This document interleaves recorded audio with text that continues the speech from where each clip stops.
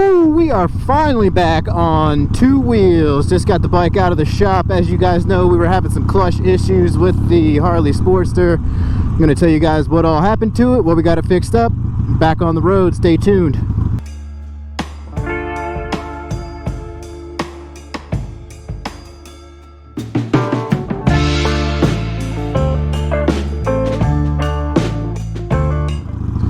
Alright everybody, what is up? What is up? As always, thanks for tuning in to another video today. As you can see, like I always say, we are back out on the beautiful streets of Philadelphia. And boy, does it feel good to be able to say that again, because this bike has been in the shop for a little while. The weather has been terrible. March weather was just absolutely awful, and man, I was starting to miss this thing big time. So if you're a returning viewer here at the Moto Jawn, thank you for watching. As always, if you're new here, make sure you go ahead and like this video. Make sure you subscribe to the channel so you can stay up to date on everything we got going on. We're always talking about bikes, rides, Sportsters, all that good stuff. So go ahead and subscribe to the channel.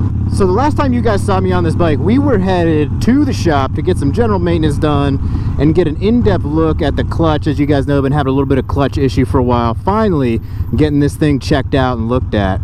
And so now we're finally fixed up here. I'm going to tell you guys in a minute what was wrong, what the issue was, how we got it fixed up. But finally, we're now headed back from the shop. Like I said last time you guys saw me going to the shop. Now we just picked it up, headed back from the shop. Luckily, everything feels to be riding good, riding smooth. But like I said, this was about a month ago or so. I got it into the shop. You know, it was early March. You know, not a whole lot going on. The weather was still pretty crappy. It's taken a little while. Still not even super nice yet. I mean, we're like early to middle April here now. It's still taking a little while to turn. But anyways, I was like, it's a nice enough day. I got to get it over there to kind of get some of this stuff done before it gets real nice. Get all this stuff out of the way, some general maintenance, and have this clutch looked at real in depth. So the first little bit of stuff, obviously, it was just like general maintenance type stuff. We did all the oils, you know, I had them do a once over, tighten everything up, make sure everything's tight, make sure everything's functioning properly. Fluid changes, brake adjustment, throttle adjustment, you know, all that good stuff. All of that was good to go, so we're primed up and lubed up, ready for spring now. So obviously the big issue that we really needed to have looked at was the clutch issue. And so if you guys have been tuning in for a while, you know that this thing has been bugging me and bothering me for a while now, several months actually, probably dating all the way back to like fall of 21 or so. And so a little timeline of that experience, back in like September of 2021, I had a little issue where the clutch was coming out of adjustment. It was getting super loose, and so, you know, I felt like that was something I could kind of fix up myself. I did some of the simple adjustments at the cable, and it was pretty good for like the next few weeks or so. So we were good for a few weeks. Like I said, you know, some of that stuff I was able to do myself.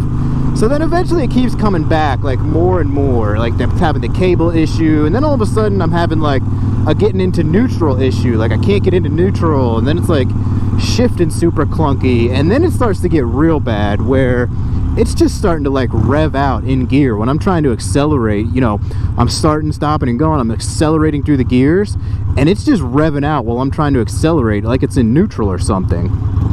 So I'm like, all right, this issue is getting worse. So the next thing I do, you know, I'm looking around more on the internet, YouTube, trying to figure out like what I can do myself to get this corrected. So I open up the derby cover, I do that little adjustment with the tensioner screw, I believe it's called, then readjust up into the cable. And so then that was good for another couple weeks or so. You know, I'm getting in neutral easy, you know, everything's functioning properly like it should. And then again, after 3 or 4 weeks, it comes back, and I'm starting to be like, all right, well, at this point, this seems to be a little bit above my pay grade. I'm not being able to figure out what's going on. I don't have enough experience or knowledge to fix this. It's obviously a bigger clutch issue, so I'm like, it's getting near winter now. Like, we're pushing into December. I'm like, I don't have much riding left anyways. I'll keep doing some of these adjustments on my own, you know, while I need to, just to ride, you know, when I need to, because it was very sparingly at that point anyways. So I get to the point where I know, you know, into spring I'm going to have this looked at. So that's where we ended up now. That's where we ended up, to where I had to get it into the shop, got it in there in early March, like I said. We got the diagnosis. Obviously, we're fixed up. We're running pretty smooth here. So now we're going to find out what exactly the issue was and how it was fixed. So obviously, as we know, it was a clutch issue, and I'm a little bummed out because I'm starting to think, you know, bike is, you know, it's about 3 years old now. I bet it was about 12,500 miles when this all started. So I'm thinking, you know, the clutch, I don't feel like the clutch should be going that quick in these things. But what the guy told me is that these stock Sportster clutches are not kind of the best quality. They're built with a spring plate design, and he said he does see them go anywhere from about 10 to 20,000 miles. Really kind of depends on the type of riding you're doing, you know, your level of experience, obviously, the way you're working, manipulating the clutch. And so the way that I'm figuring, you know, riding around the city all the time like this, starting, stopping, going, you know, feathering the clutch in and out, coasting and standstill traffic, stuff like that, I figure, you know, maybe it was, you know, accelerated some of the wear and tear like that for that reason. But so what it was, like I said, was that spring plate is what was going bad. And so what he was telling me, when that starts to go bad, you start to get metal on metal within some of your plates there. And he actually showed me exactly what he took out of my bike. He showed me that spring plate, and there's these rivets within the one plate, and where you start to get metal on metal, you start to get little, you know, shavings down into your fluids. These rivets, they start popping out, and that's just bad news all around. You know, you're losing friction, you're not staying in adjustment, everything's starting to go bad at that point. And that is exactly 100% what was going on with mine. Like I said, man, he showed me those plates, and he showed me where some of those rivets were missing, and that's just bad news.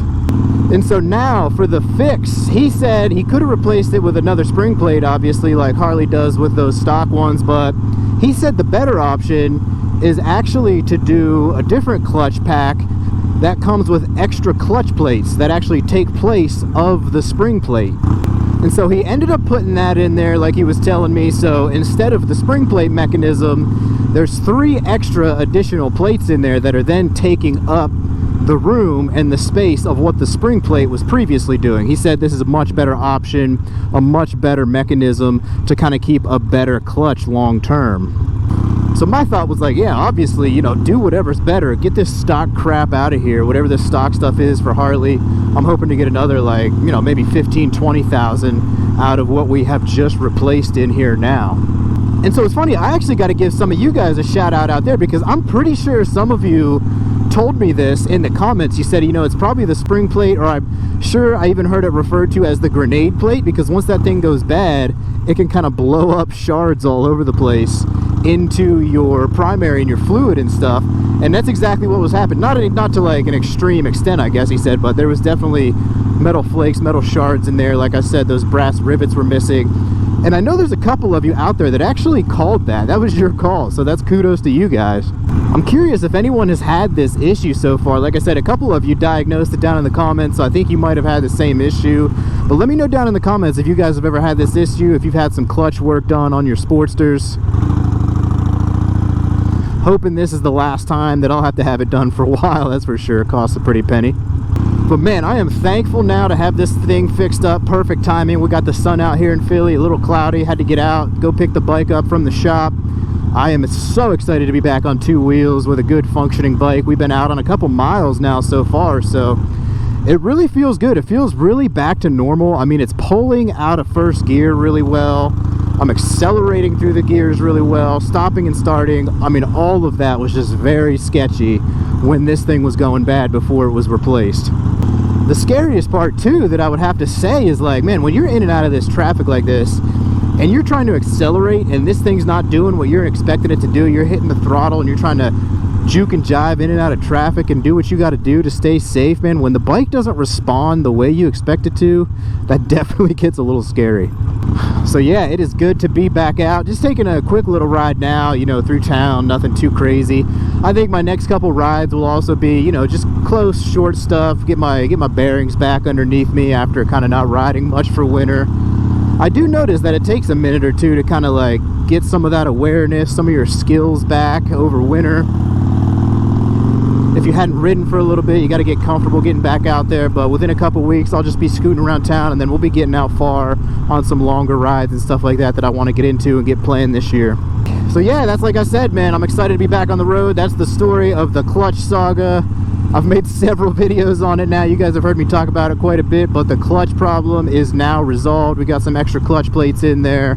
got rid of that spring plate, that grenade plate as they call it, and we are good to go. We got the maintenance done, we got the oil, lube, all that stuff, fluids, brakes inspected, belts, all that stuff.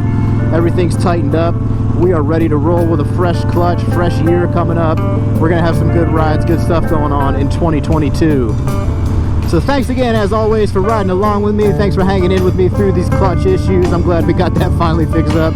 You won't have to hear any more about that, hopefully. So, as always, ride safe out there. We'll catch you on the next one. It's the Moto Jawn. We'll see y'all on down the road. Peace.